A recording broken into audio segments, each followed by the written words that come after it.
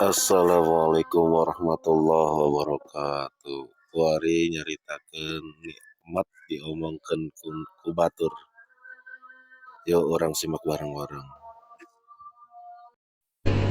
Datang ka kuari kitu bae kiai dakwah teh anu ngamusuhan loba nu ngadenge aya. Jelema anu manut loba anu buang kawara geus bisa tukangeun nyana atuh loba. Nu mata kula kudu nyeri hate. Sapangkat Kangjeng Nabi bae ge teu milu kabeh ka Kangjeng Nabi atuh komo urang. Geus sakieu ge geus alhamdulillah nu mantak pangistimewa da kiai teh nu bersyukur. Syukurna kiai mah kieu cek Tuan Syekh Abdul Qadir. Ketika manehanana ngaji alhamdulillah Gusti abdi mah syukur hiji dibere bisa ku Gusti, kadua dibere didarengekeun, katilu ieu nu paling anugerah mah antara kula jeung nu ngadengekeun teh sarua pada dibere taufik jeung hidayah. Tah syukurna kiai teh kos kitu tah. Ketika dak bae anu ngomongkeun kudu syukur cek Tuan Syekh Abdul Qadir. Mun aya kiai haju diaromongkeun, ku jawara diomongkeun, ku lurah diomongkeun, ku camat diomongkeun, ku pangsa kiai-kiai diomongkeun. Alhamdulillah, syukuran. Alhamdulillahirabbil alamin. Sebab naon? Loba dosa di awak nu moal beak lamun lain diomongkeun atuh. Allahumma shalli ala sayyidina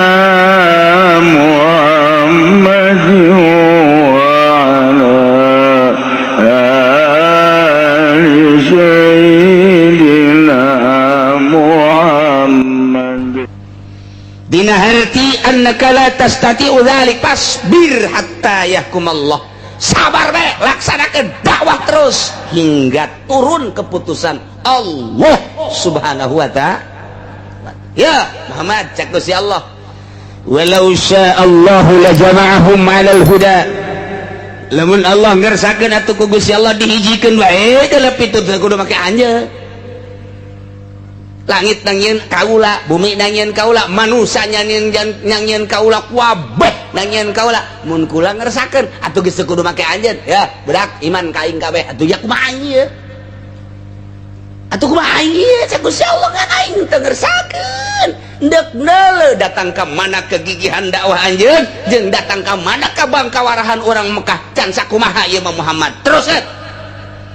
Terus Kangjeng Nabi dakwah terus, walakin lam yasha dzalik. Ngan aing teu ngersake deuk neuleuh anjeun. Deuk neuleuh anjeun. Datang ka mana dakwah teh jeung deuk neuleuh kebangkarahan ku per Mekah. Lain sakadar kuari man. Cak Gusti Allah. Jang deuleueun engke di tahun 2013, tahun 2012 urang Cikupa supaya ngadenge. Supaya ngadenge orang Ketos, orang Kendal, orang Pasar Kemis, orang Cilongok Onam teman sabodoh lah supaya ngadenge sejarah anjeun, kegigihan anjeun, supaya nyaho sejarah anjeun, keistimewaan anjeun.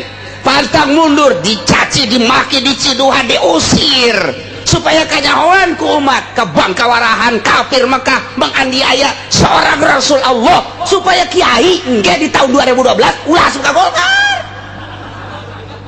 Itu kos gitu kan da Golkar atuh. Supaya terus gigih pantang mundur, terus dakwah tanjurkeun agama Allah. Pahit pasti kakarak diomongkeun mah ulah sok sedih. Kakarak tadi ondang ngariung ku tatangga jeung teuing. Kajen teuing di ditu aya ramean aing mah aing teu kadeuleu kiai meureun ban aing kiai. Teu kaondang batur mah baralik marawa berkat aya aing mah diondang henteu. Ulah kajeun. Tah mah sediheuna mah teu kiai ku sakitu bae. Terus bae terus. Dakwah terus. Ajakan. Konsepna ikhlas lillahi ta'ala. Mun aya batur dakwah alhamdulillah bisaan aing henteu bisa. Dukung. Mun aya batur mantep, masya Allah, alhamdulillahirabbil alamin. Nyana mah hebat jasa segala rupa bisa. Doakeun.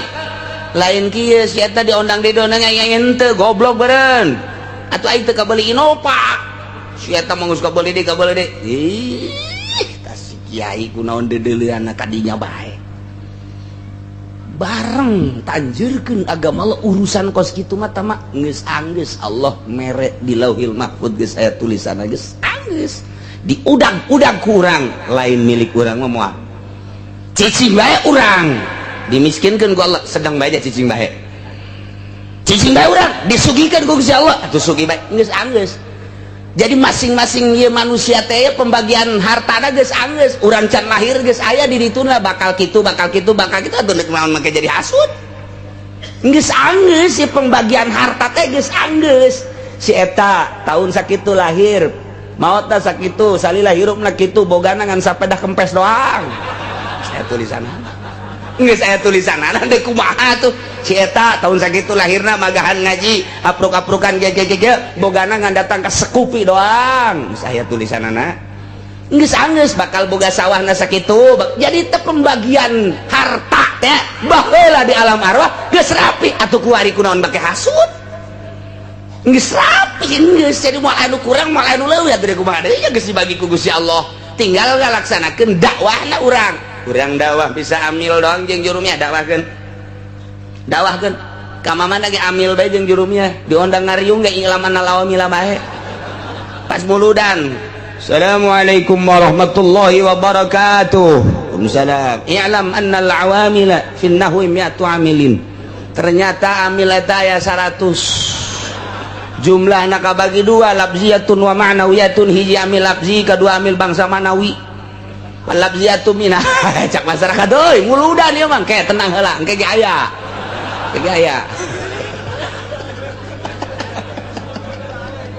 atuh bisa ambil bae engke cak masyarakat teh ulah diondang deui nya mah ilam deui ajeun bisa da sakitu kula mah inget ka Saleh bae ta Saleh didinya di mana di Pangodokan baheula sok diajak-ajak ku Abah hayu muludan aya Rajaban Abah mah panderi ge kaya waktu ngomong ge waktu teu tah kakolotnakeun ka dieu keur ngora ge kitu bae Saleh teh sok aya bae inget bae ceramah di Pasar Kemis tadi di Haji Sungud kula kadedelekeun bae rukun salat 6 rukun salat tidak kurang tidak lebih 6 katukang 6 terus dibejakeun hiji-hijina beres diajak ka dieu ka Masjid Gelam Haji Muhammad Nur baheula tadi geram teh aya tadi dinya pas saleh terus ceramah deh saudara-saudara sekalian rukun wudu 6 ya ini ada 6 hati-hati kalau nanti ada orang yang membawa paham rukun wudu itu 7 sesat atau dikurangi menjadi 3 lebih sesat lagi 6 diondang deui ka ditu ka Cilongok Gandu ngilu deui kula aya deui Saleh dulur-dulur saudara-saudara rukun wudu 6 cakula ieu mah asana ieu bae bener bae di Cilongok di dieu sarua bae di dieu pas di majelis ieu baheula zaman Abah aya nyana jangkung jelemane saudara-saudara ahli pengajian hati-hati rukun wudu 6 tapi kapake bae datang ka kuari terkenang bae pas katerep aya Saleh pasti rukun wudu deui ya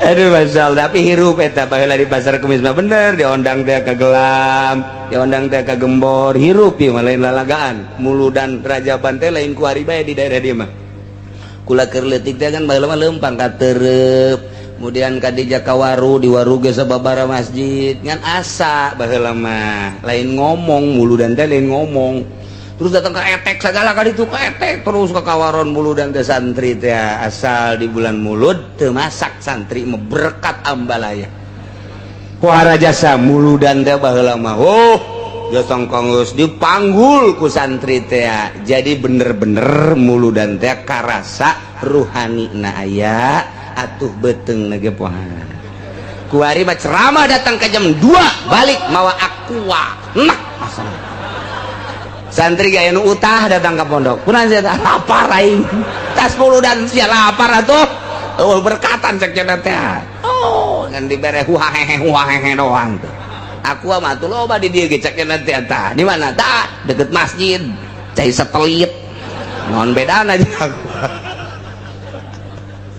kurang berkat di cenah kieu mah berarti hayang berkat lain hayang berkat ngabandingkeun zaman baheula jeung zaman kuari jelemana tepati palalinter hormat ka kiai ajung atuh ngajina ge asal beres tas maca ya Nabi sallallahu alaihi wasallam ngomong teu saurang nyaritakeun eta beres manggul suatu pohara jasa geus muludan teh magnetna teh gede kuari waktu muludan teh kos gara itu bae oh berkata teh Muhammad andai kata anjeun mampu kasapatala mampu kaluhur langit dek nyokot ayat jang nembongkeun ka ahli Mekah supaya iman laksanakeun ku anjeun tapi anjeun moal mampu kos kitu ge jaku kaula teh dibere kamampuan geus kuari mah sabar bae hatta sehingga datang hukum ti kaula cek Gusti Allah jalamun aing nu agung ngersakeun kudu iman kabehan atuh aing ge atuh moal hese capek ja aing mah mampu ngan aing hayang ningali cek Gusti Allah datang ka mana kagigihan anjeun sebagai rasul aing jeung hayang nyaho jeung datang ka mana ka buang kawarahan kafir-kafir rentang kana ayat-ayat aing ieu teh lain jang sakadar kuari tembongan teleueun jang umat-umat nu baraheula sebab engke anjeun bakal maot tata diteruskeun ku para ulama geus aing mere kapan engke bakal ngecek Gusti Allah al ulama warasatul anbiya anjeun maot teh henteu ninggalkeun pabrik anjeun maot teh ninggalkeun ladang anjeun maot teh ninggalkeun berbagai harta nu ditinggalkeun ku anjeun teh papan ilmu anjeun diteruskeun ku para ulama engke ulama teh nyadap kana carita anjeun tuh nabi urang nu ku urang dituturkeun dakwah teh sakitu ge mawa mukjizat geuning diciduhan geuning dilecehkeun atuh urang mah kakaraksa kieu terus bae tah supaya dideuleu engke ku umat-umat di akhir ku ulama-ulama di akhir tah jang contoheun teh supaya kadeuleu bangka warahna kafir nganiaya ka anjeun Muhammad oh jahe ulah juga gelok fala takunanna minal jahilin betul lamun anjeun haju ngarasul Muhammad diangkat jadi utusan kaula cek Gusti Allah kakarak sakitu bae ge haju anjeun teh DP hayang diturunkeun ayat deui nembus ka taneuh naek ka luhur langit atuh eta mah kos kitu mah poho kana kersaning aing tama Muhammad lamun poho kana kersaning aing poho kana mae syiah aing atuh anjeun teh sarua jeung nu bodo atuh berarti tama aya ge nu bodo tama nu kos kitu mah pan anjeun mah pilihan kaula cek Gusti Allah geus ulah akur jeung nu bodo fala takunanna minal jahilin maka ulah anjeun atuh ulah aya anjeun Muhammad tergolong-golongan anu bararodo nu bodo teh kumaha nu bodo mah kos kitu dianiaya diciduhan dilepehan diomongkeun haju bae poho kana kersaning aing panang aing kabeh ge anjeun kos kitu tenang aing umat kos kitu tenang aing kafir kos kitu teh nang aing atuh lamun sakira-kira ku aing dihijikeun supaya benang jadi boga pituduh mah atuh gampang jasa kita mah kumaha kersaning aing geus tugas si anjeun mah Muhammad dakwah adapun daek jeung teu daek lain urusan aja urusan kula cek Gusti Allah kumaha kersaning aing kakarak empeh kanjeng Nabi oh jahe ya Muhammad innama yastajibul ladzina yasma'un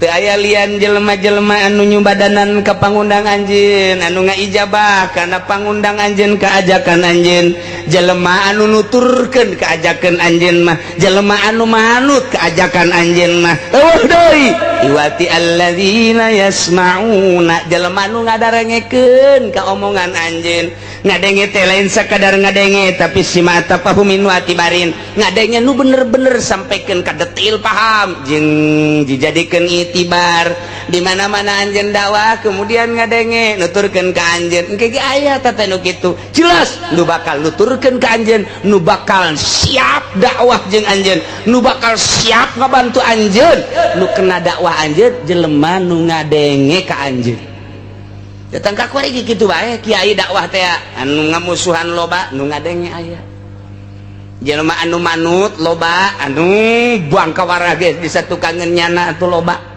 nu mata kula kudu nyeri hate diangkat Kangjeng Nabi bae ge teu milu kabeh ka Kangjeng Nabi atuh komo urang geus sakieu ge geus alhamdulillah. Nu mantak pang istimewa da kiai teh nu bersyukur.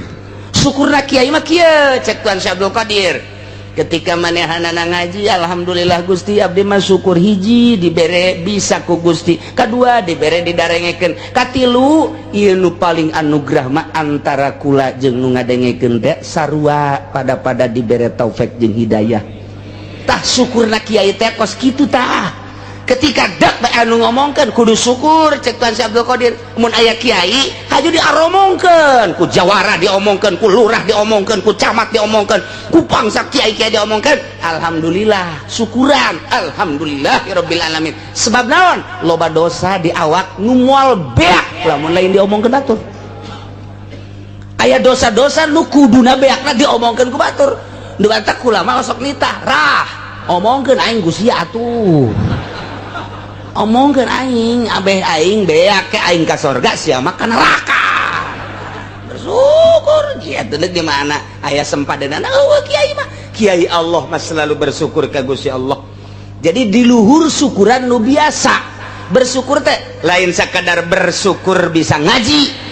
Bersyukur dibere bisa jeung dibere nyambung tah eta teh kabehan syukuran ku anjeun. Anjeunna bisa ngomong bisa nyampekeun, jelema bisa ngadengekeun jeung bisa make, tah di luhur eta teh nang Allah. Syukuran ka Allah nu geus ngajadikeun anjeun jeung masyarakat seperti kitu. Mantak moal aya kumaha jeung nu sugih akur bae janang Allah. Daek ngajina nu sugih teh nang Allah, daek ngajina pejabat teh nang Allah, daek ngajina nu susah teh nang Allah, daek ngajina jawara menang Allah. Lamun ku urang di aku balik deui gitu. Asal urang aku beta nang aing ta nyana ngaji teh eta teh ngadengekeun aing kaharti asana aing, asana engke ge saminggu, 2 minggu, 3 minggu geus mah. Asal di aku baca Tuan Syekh Abdul Qadir, asal di aku nang urang teu darekeun ngaji. Tapi lain nang aing, nang Allah aing nage bisa ngomong jeung bisa ilmu teh nang Allah. Geus aing mah sakadar alat Allah, aing dijadikeun alat Allah, satungtung ku Allah dijadikeun alat Allah. Tah jelema teh ku alat Allah. Eta teh daraekeun, geus aing bersyukur ka Gusti Allah. Lain nyukuran sorangan, nyukuran itu nage terus jadi syukuranna kakabehan. Geus alhamdulillah. Mata akur bae ge jeung sabaraha jeung saha-saha ge. Datang jelema ngora keneh lalaki alhamdulillah tanya, datang aki-aki tanya, datang nini tanya, datang gadis atuh nini bae ditanya tuh kumaha gadis. Akur bae hartina akur bae kena ka dituna musbal aya naon sebab naon bersyukurna langsung ka Gusti Allah Subhanahu wa ta'ala. Nyukuran diri dibere bisa anu hebat salat ge pergi tuh salat teh. Urang salat Allahu Akbar, urang mah kakarak datang ka ngahartikeun babacaan urang lain jore bagus eta teh geus aya peningkatan ngaranna. Begitu urang baca bismillahirrahmanirrahim kalawan nyebut jenengan Allah anu Maha Rahman Maha Rahim, alhamdulillahirabbil alamin, sadaya puji eta tengtu ka Allah nu mangeranan alam kabeh. Eta mah urang jadi penerjemah ngaranna kos kitu. Engkena tungtungna sadaqallahu maha besar Allah. Berarti sholat ini diterjemahkan oleh saya. Nah, eta kos kitu terjemah bagus. Eta saya peningkatan. Naik dari saya tiga lain eta. Eta bagus biasa santri mah teh ngamanan kos kitu mah. Allahu Akbar. Alhamdulillahirabbil alamin. Ngarasakeun maca kalam Allah. Teu sakabeh jelema bisa maca kalam Allah. Berateun batur mah tapi ieu kaula mah dibere ku Allah tanaga lisan kabeh dibere bisa tah ukuran eta. Naik deui saeutik lain eta. Ku Gusti ieu keur dijadikeun wayang. Kumaha wayang? Wayang mah teu daya teu upaya, nyileuk dicileukeun ku dalang, tungkul ditungkulkeun ku dalang, isuk pageto mah diasupkeun ka sigotaka. Beak geus kabeh, geus teu daya teu upaya sapira wayang, urang teh terasa wayang. Ngan eta mah lain ucap tah mah kos itu perasaan. geus ieu mah ngaji da geus ngaji rasa. Allahu akbar teh maknana lain Allah nu agung, tapi geus hese gamanana tah geus terbiasa tah mah ngaji sapina. Geus Allahu akbar teh nu kabayang Allah nu keur ngagerakeun urang, sungut urang maca Allah, leungeun urang takbir, awak urang ieu nangtung. Tah eta teh geus lain kudu dikitu-kitu, ngan eta mah terjemahanana bakating ku deukeut jasa jeung Allah. Allahu akbar. Geus leungit Allah nu maha agung mah. Lantaran geus aya dihareup. Urang teh lamun nyuratan ka bogoh ku ari teh. Engkau adalah kekasihku tercantik di dunia. Tidak tahan aku ketika aku memandang wajahmu. Terik matahari yang panas menjengat ketika aku melihat wajahmu, teduh rasanya.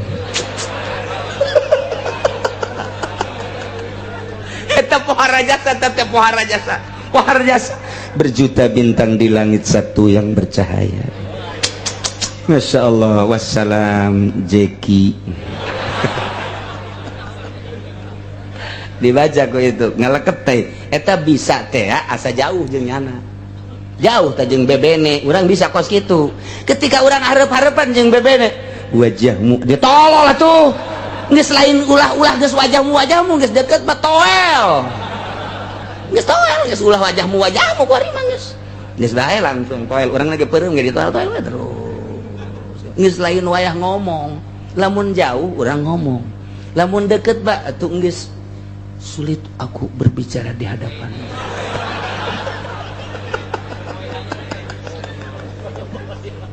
Tidak ada yang dapat kukatakan isi hatiku. Andai kata engkau bongkar, engkau belek, ini di hatimu hanya ada bibirmu. Waduh, suara jasa panetan. Oh, nislah terus tidak ada kata-kata yang patut diucapkan di hadapanmu kecuali hanya ragapan-ragapan. Ya keur carita jauh mah urang bisa jeung surat, deket mah teu bisa. Entah bisa orang di jauh mah di jauh, santri kayak kukala sok kadenge, halo Sarwiti I love you. Coba deketkeun ta awewena, tek ceuli datang ka bisa, aku cinta padamu. Wow, galedeg sing gelger. Moal bisa. Tanya ke Allah, nu jauh bisa. Alhamdulillahirabbil alamin. Terjemahkeun ku hate. Terus Ar-Rahman Ar-Rahim Maliki Yaumiddin, terjemahkeun ku hate jauh jeung Allah. Masih jauh. Amun deket mah sia naonan cek Allah. Atuh aing aya di diri sia sih. Sia make jeung alhamdulillahan. Allahu akbar. Atuh geus nyawa aing akbar ku sia kunaon disebut. Atuh kumaha atuh? Atuh lah disebut atuh sia aing geus aya di dinya. Mentak salat teh beda.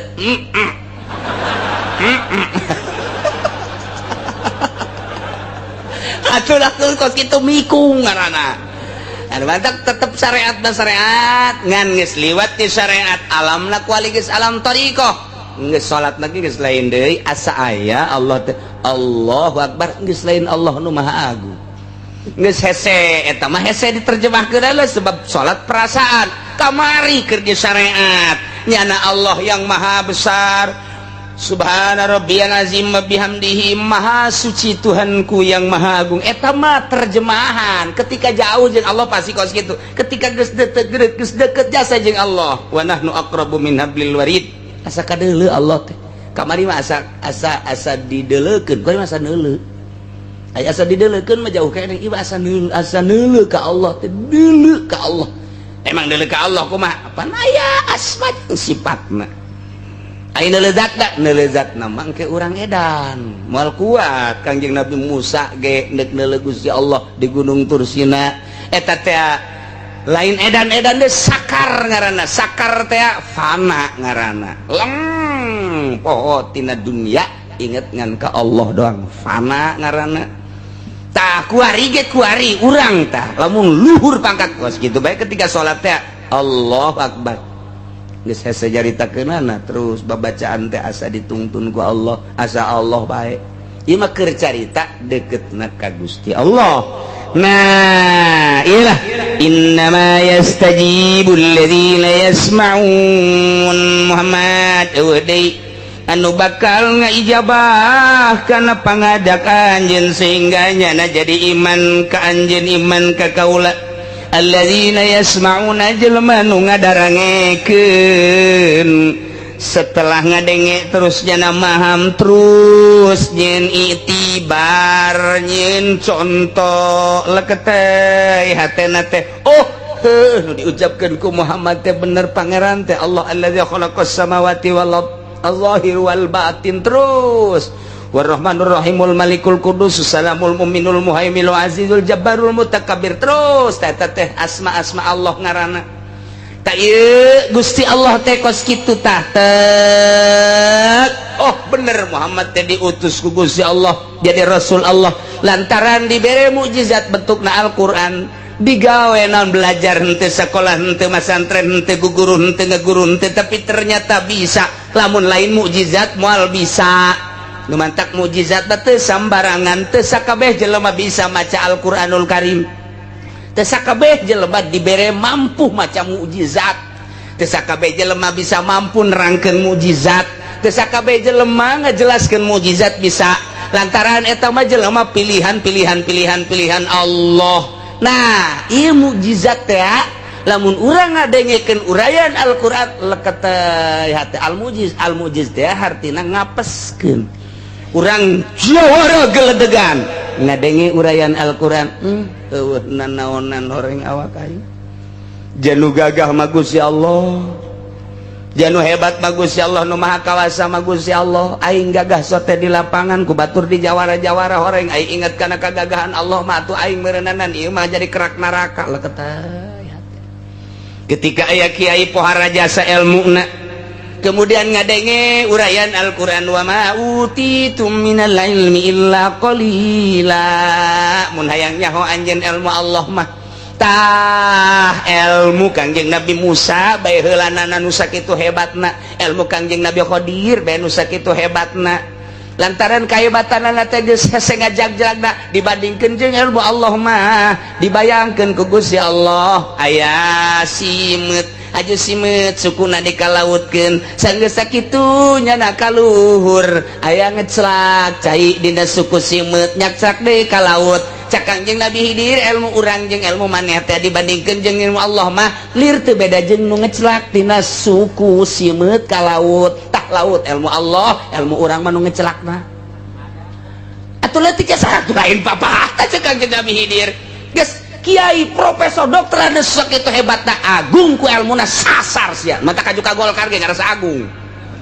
eta lain dibawa tawadu ka Gusti Allah jatuh daya tuh baik ku batur di kiai-kiai Gusti kudu di kiai-kiai ku batur di buya-buya ih banyak di buya-buya teu meujeuhna Gusti abdi mah di abah-abah atuh abah mah dukun beureung ka dituna lemah di hareupeun Allah wa ma utitum minal ilmi illa qalila endek daon di hareupeun Allah nu dibanggakeun endek naon di hareupeun Allah nu disombongkeun gagah tandingan Gusti Allah ilmu tandingan Gusti Allah orang-orang mah abid orang-orang mah makhluk dibere kieu teh nang Allah nang saha eta tanya hok itu Al-Qur'anul Karim al-mujiz Quran ngapeskeun ka setiap jelema saha bae lamun dek aya urayan Al-Qur'an leketeh ieu hate teh masyaallah eta encan diwirid kakarek diuraykeun geus ngaleketeh wirid ku ari aya awewe nyiduhan ka urang sambat ka nia aya tolol teh budak ceknya na aing teu boga tasbih kaoka mareuna aing neangan heula ka Cisoka aing Cisoka mah loba ahli hikmat datang ke Kiai Cisoka baca tah yuqala yusufu li abihi ya abati inni ra'aitu 11 kawkaban wasyamsa wal qamara ra'aituhum sajid mun siatan sujud di hareupeun aing ulah pajar kaoka wirid ku orang bener waduh mamawa samping masya Allah mana Ipin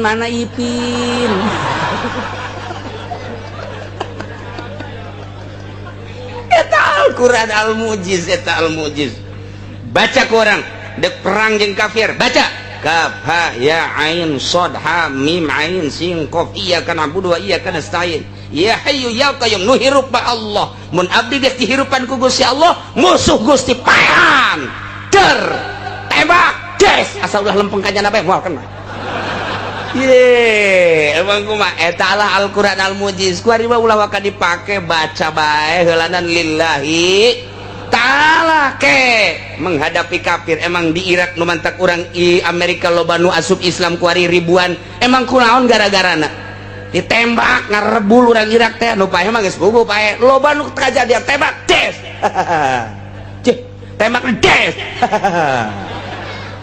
tembak dia 3 kali des sini pan sieun ieu tembak mah mau lari kemana muncar ngomong orang mah mau lari kemana ini negara Irak negara saya kemana kamu lari kelepak pak pan sieun sokota senjata kotrek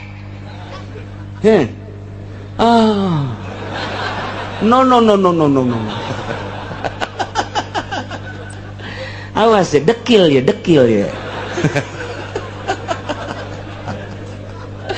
Masya Allah tidinya lah mencari kurang ampun syahadat baca syahadat asyhadu an la ilaha illallah tungtun wasyhadu lain saya tik dongeng Irak teh seperti eta kuda eta dibaca tah kaf ha ya ain shad ha ngan macana kumaha mah dibaca atuh ku ai itu sia ke garut melulu deui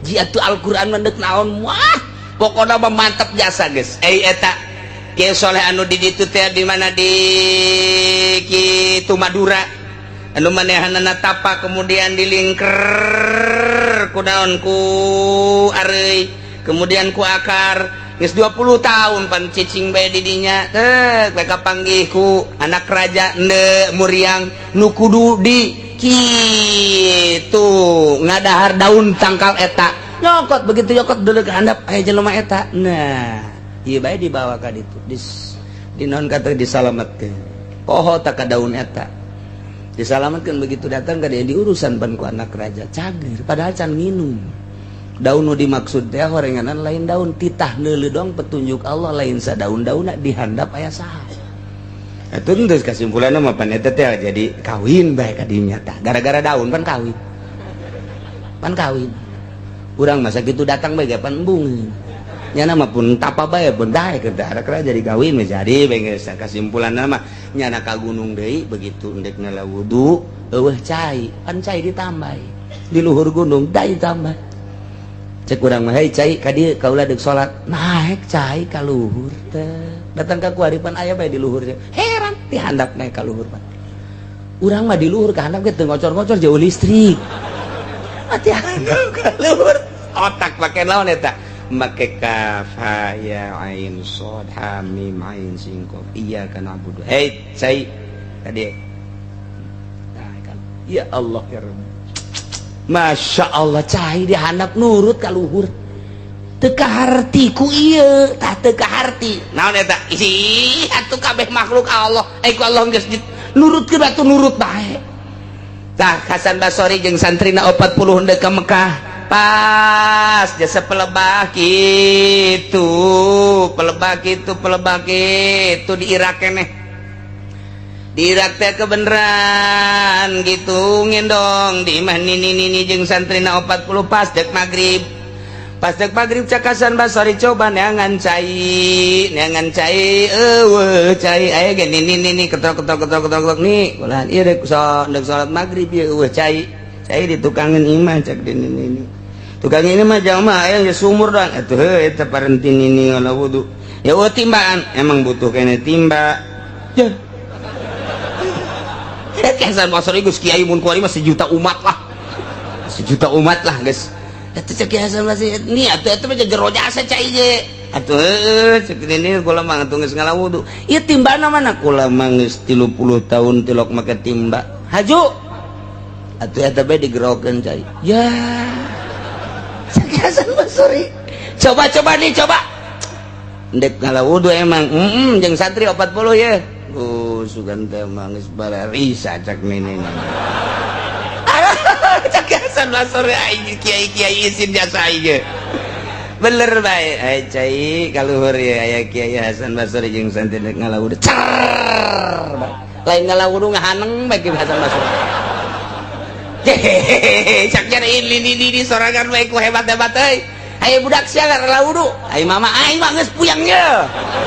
Ngalaru wudu budak santri dong 40 terakhirnya nah. Beres salat. Guys, cak Hasan Basri moal jadi aing ke Mekah. Santri siap 40 nu aya santri nu milu ka Mekah balik ka ditu ka pondok, ka pondok ka imah teh ka pondok los. Emang kunaon? Mama mendek mondok di mana? Di dia di ini. Mama de kiai ayo butuh kene katiba mama ieu. Atuh, geus baralik santri tinggal nih ke Hasan Basri ngendong di hareupeun imana leutik. Bacak nini pan eta asa kula Hasan Basri. Ye, pan atuh di dinya we mondok di dieu nih. Di dieu mah pondok cek teh nini mah sorangan henteu deuk mondok bae di dieu nini. Ieu tuh mondok teh atuh pan kudu puguh. Heuh ieu ge puguhkeun hayang naon tuh cek nini teh. Hayang bisa kos nini gitu tah hirup. Ente cek nini kalau mah tilok ngagurukeun tuh nu asli mah kos gitu. Lain dipajang toriko. Siapa yang mau masuk toriko diharap ke sini pakai mahar. Je seret habek ya kos gitu. Toriko sih sakumaha surat undangan disebar ke toriko mah bagian batin ngomong ge lamun lain keur nyurahkeun mah wah kecuali penerangan ulah ngabejakeun kula norekat batal eta kos kitu. Masya Allah geus bagian batin atuh neuk dileungitkeun ria ujub takabur ku ari sombong aing ye torikot Usmaniyah Haji Usman meureun sia mah Gozaliyah Haji Gozali meureun ulah we cek nini jatuh ngagurukeun ieu mah jang sorangan henteu nilai ieu mah wayahna bae henteu lah cek nini teh kula izin ka Allah cek kana teh moal ka ngagurukeun kula ge nyaho teh henteu ni kula mah kajian kuku moal balik neuk mondok bae di dieu teh naon atuh dek mondok di dieu mah ngan ulah mau bekal ulah mau baju ye pat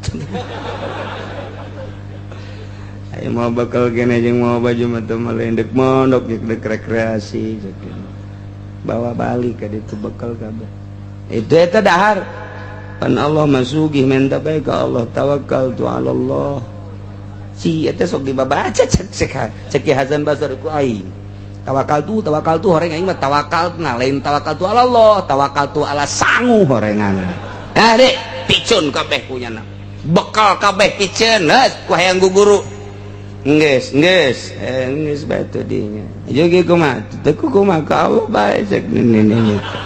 Atuh ge ieu urang dahar kumaha atuh? Amun ku Allah dibere dahar ku Allah teu dibere dahar paeh paling ge. Waduh cek Hasan Basri. Wah ieu mah gugur tah. Gugur tarekat teh kos itu. Lain aju tujuan tarekat sugan kabeli Avanza, blow on jasa.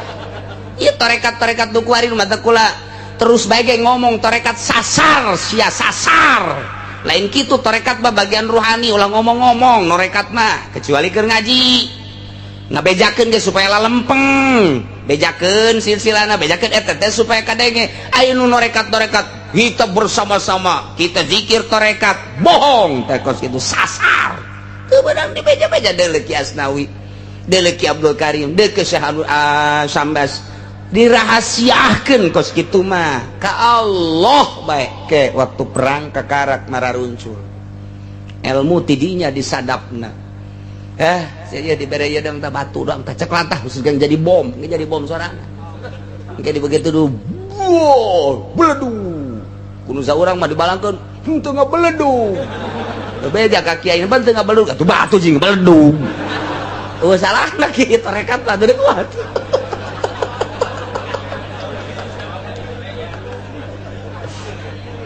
langsung ke guru Hasan Basri dia nini maca sholawat etalah dalail ieu jeung poe Jumat ieu poe Sabtu ieu Minggu ieu Senin kabeh bacanya di samping eta ieu baca ieu nu sejen-sejen bebas dibaca eta sahibud dalail teh Abu Hasan Asy-Syadzili baheulana ikir carita kamaziahan nini maca dalail geus beres dibaca dilempengkeun deui ku nini niatna nu bener cek nini lain kitu waliullah waliatullah nini itu ulah sok hayang sorga aca nini mah jang ngadoana teh lamun aya harta jang kafir bae mun aya dibere sorga jang mukminin bae ai ninina ka mana ka nu nyieunna bae ka Allah gitu tutah kitunya cek geus lempeng si Hasan Basri langsung tet bisa nepi lah usul ilallah dites kunyana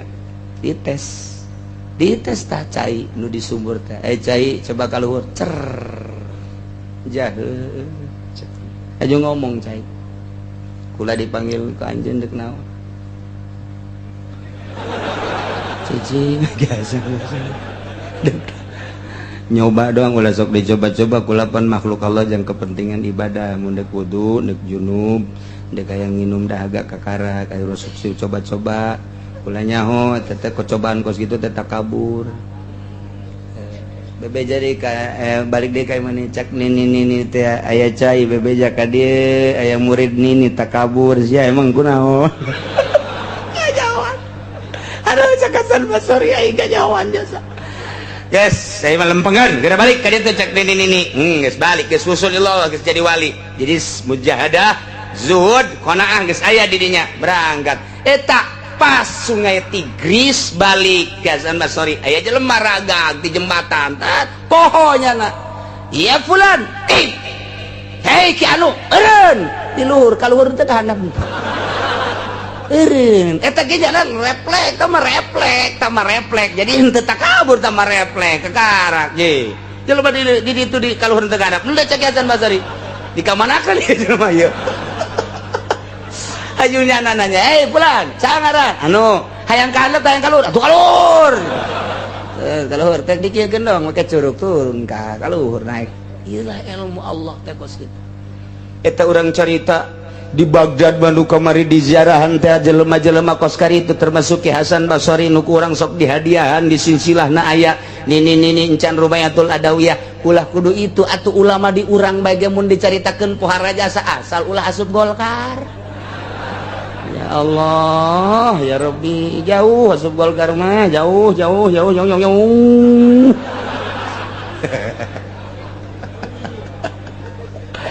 Walbis paling sekupi lah sapira sekupi ngaji ka mana ieu tuh gitulah ya keur carita indama yastajibul ladzina yasma'una wal mauta yab'atsuhumullah wallahu a'lam. Alhamdulillahirabbil alamin. Mugi-mugi manfaat kasadayana tina pangajian ayeuna.